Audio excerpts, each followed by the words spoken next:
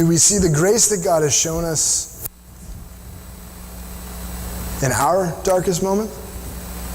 Are we willing to extend that grace to other people in their darkest moment? To one degree or another, there have been times where somebody's made a promise to us personally and they haven't kept it. How do we feel towards the person who hasn't kept a promise that they made?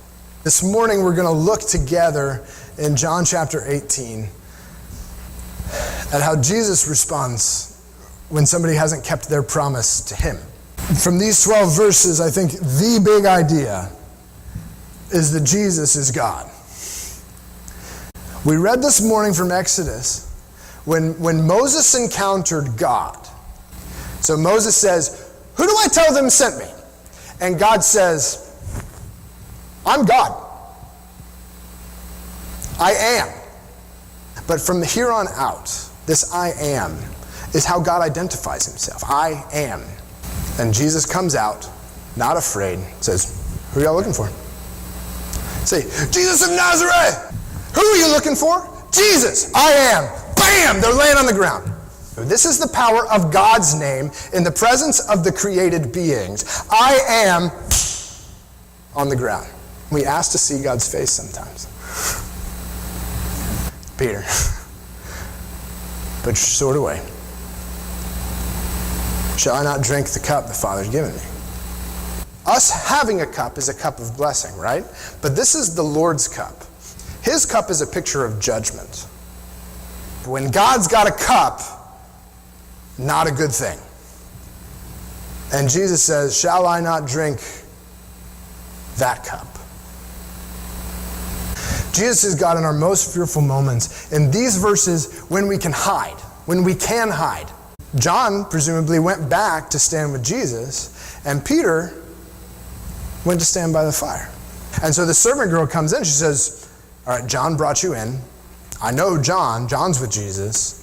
Are you with Jesus?" And what's his word? "I am not." Jesus says, "I am." Translated, ego eimi. Peter says, "I am not." But John's bringing two strings together. And notice that Peter makes himself comfortable, and he can hide for the moment. Peter's outside, and the people that are standing around the fire with him like, "Aren't you with that guy?" And he says again, I'm not. Peter just chopped his ear off. Remember that happened?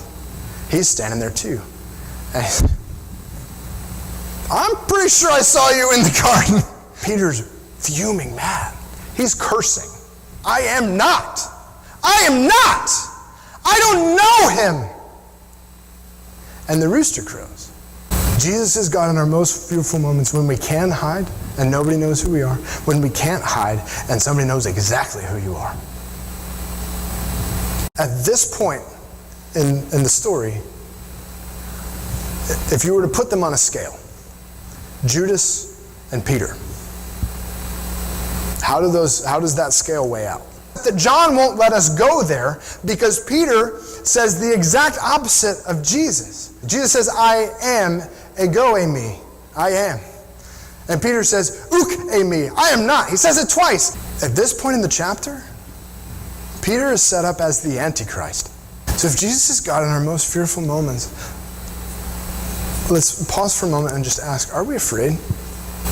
Are you afraid that somebody's going to figure out that you go to church on Sunday? Will we deny Jesus or won't we? But there's something else that we need to ask ourselves. How do you treat people who at this point in your life where you know them are hostile to God? How do we treat those people? I wonder how John responded to Peter tonight. When we meet people, we're jumping into the middle of their story. We'll say this is chapter 3 in Peter's life.